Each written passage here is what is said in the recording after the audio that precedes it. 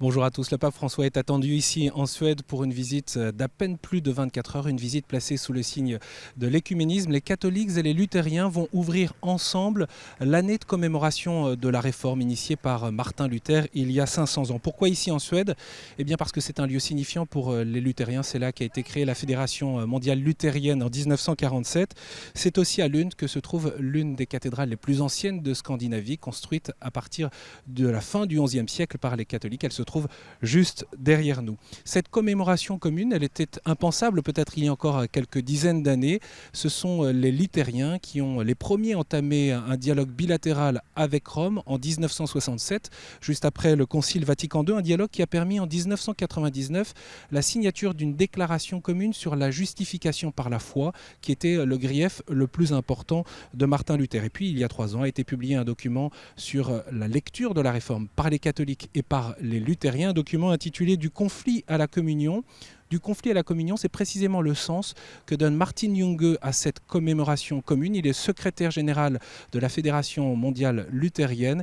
Il est coordinateur de cette rencontre. Nous l'avons rencontré dans l'après-midi. To leave conflict behind takes also a lot of prayer, a lot of being focused in Christ in order to overcome differences. I think we will have to deal with memories which are wounded, which are burdened, and we have to heal those memories in order to be able to look at each other as brothers and sisters in faith. My expectation is that this commemoration, which we will be having tomorrow here, the joint commemoration, is going to give us a great encouragement to talk deeper, to have more profound dialogues, to overcome the remaining obstacles in view of unity, that we will be more joyful in witnessing together to the beauty and the power of our faith, and in doing so that we will be serving people in need.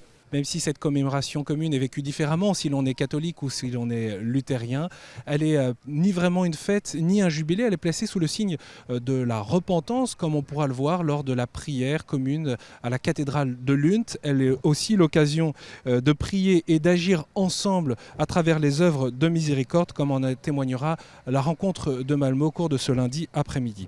Dans un entretien à la revue jésuite italienne, la Civiltà Cattolica, et à la revue suédoise Signum, le pape a évoqué la raison de son voyage. C'est un rapprochement, marcher ensemble, ne pas rester enfermé dans des perspectives rigides, car celles-ci ne portent en elles aucune possibilité de réforme, alors même que l'Église est semper reformanda, toujours à réformer. François entend aussi insister sur le témoignage écuménique en Suède, qui est l'un des pays les plus sécularisés d'Europe. Ce voyage est bien sûr à suivre en direct sur KTO à partir de 11h pour l'accueil officiel, à 14h pour la prière commune dans la cathédrale de Lund et à 16h30 pour la rencontre au stade de Malmö. Je vous dis à très bientôt pour un prochain flash.